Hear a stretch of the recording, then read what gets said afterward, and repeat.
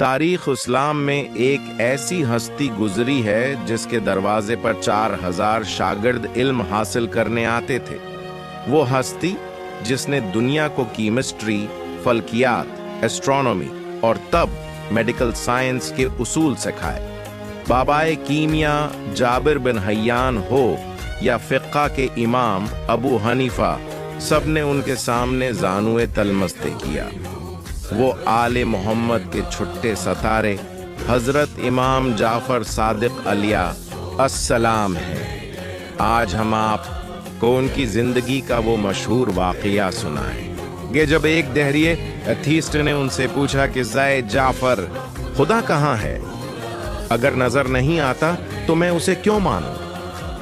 اس سوال کا جو جواب امام نے دیا، اس نے سائنس اور فلسفے کی دنیا ہلا کر رکھ دی۔ یہ وہ دور تھا جب بنو امیہ کی حکومت ختم ہو رہی تھی اور بنو عباس آ رہے تھے۔ اس سیاسی افراتفری میں امام جعفر صادق علیہ السلام نے مدینہ میں ایک عظیم یونیورسٹی قائم کی۔ یہاں صرف قرآن و حدیث نہیں بلکہ فزکس، کیمسٹری اور میڈیسن بھی پڑھائی جاتی تھی۔ کتاب الارشاد میں شیخ مفید لکھتے ہیں کہ آپ کے شاگردوں کی تعداد 4000 تک پہنچ گئی تھی۔ ایک دن آپ مسجد نبوی میں تشریف فرما تھے کہ ایک مشہور دہریہ، خدا کا منکر عبد المالک آیا۔ وہ اپنے ساتھ کچھ اور فلسفیوں کو لایا تھا تاکہ امام کو لاجواب کر سکے۔ اس نے طنزیہ انداز میں کہا، اے جعفر ابن محمد، اس کائنات کا کوئی خالق نہیں، یہ سب خود بخود بنا ہے۔ اگر تمہارا کوئی خدا ہے تو اسے مجھے دکھاؤ۔ محفل میں سناٹا چھا گیا۔ سب کی نظریں امام پر تھیں۔ امام جعفر صادق نے مسکرا کر اس شخص کو دیکھا اور فرمایا، آئے شخص، کیا تم نے کبھی مرغی کا انڈا دیکھا ہے؟ وہ حیران ہوا اور بولا، جی ہاں، دیکھا ہے۔ امام نے فرمایا، اس انڈے کی بناوٹ پر غور کرو۔ یہ ایک مضبوط قلاع ہے۔ اس کے اوپر ایک سخت چھلکا ہے جو اسے بچاتا ہے۔ اس کے اندر ایک پتلی جھلی ہے اور اس کے اندر پگھلی ہوئی چاندی، سفیدی اور پگھلا ہوا سونا، زردی تیر رہا ہے۔ نہ چاندی سونے میں ملتی ہے، نہ سونا چاندی میں۔ نہ کوئی چیز باہر سے اندر جا سکتی ہے، نہ اندر سے باہر آ سکتی ہے۔ اس بند قلعے میں نہ کوئی دروازہ ہے نہ کھڑکی۔ کسی کو نہیں معلوم کہ یہ لڑکا ہے یا لڑکی۔ پھر اچانک یہ قلعہ ٹوٹتا ہے اور اس میں سے ایک جیتا جاگتا پرندہ باہر نکلتا ہے جس کے پاس دیکھنے کو آنکھیں، سننے کو کان اور رنگ برنگے پر ہیں۔ امام نے اس کی آنکھوں میں دیکھ کر فرمایا، اے عبد المالک، مجھے بتا، اس بند انڈے کے اندر اس پرندے کی تصویر کس نے بنائی؟ اس سونے اور چاندی کو خوبصورت مور یا مرغی میں کس نے تبدیل کیا؟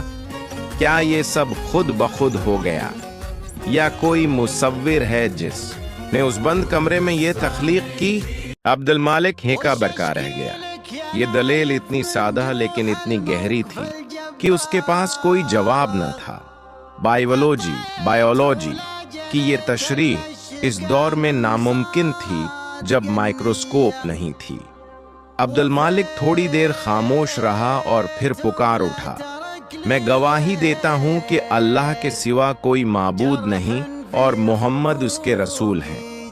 امام جعفر صادق نے ثابت کر دیا کہ سائنس اور مذہب الگ نہیں ہے۔ اگر آپ کائنات پر غور کریں تو آپ کو خدا مل جائے گا۔ علم کے ساتھ ساتھ آپ کا اخلاق بھی بے مثال تھا۔ کتاب بہار الانوار میں ایک واقعہ ہے کہ ایک حاجی مدینہ آیا اور تھک کر مسجد میں سو گیا۔ جب آنکھ کھلی تو اسے لگا کہ اس کی 1000 دینار کی تھیلی چوری ہو گئی ہے۔ قریب ہی امام جعفر صادق نماز پڑھ رہے تھے۔ وہ شخص آپ کو نہیں پہچانتا تھا۔ اس نے آپ کا گریبان پکڑ لیا اور کہا، تم نے میری تھیلی چرائی ہے۔ इमाम ने नरमी से पूछा, इसमें कितने पैसे थे? उसने कहा, 1000 दीनार। इमाम उसे अपने घर ले गए और अपनी जेब से 1000 दीनार उसे दे दिए। वो शख्स खुश होकर चला गया। घर जाकर जब उसने अपना सामान खोला तो देखा कि पैसों की थैली तो सामान के अंदर ही मौजूद थी। वो बहुत शर्मिंदा हुआ।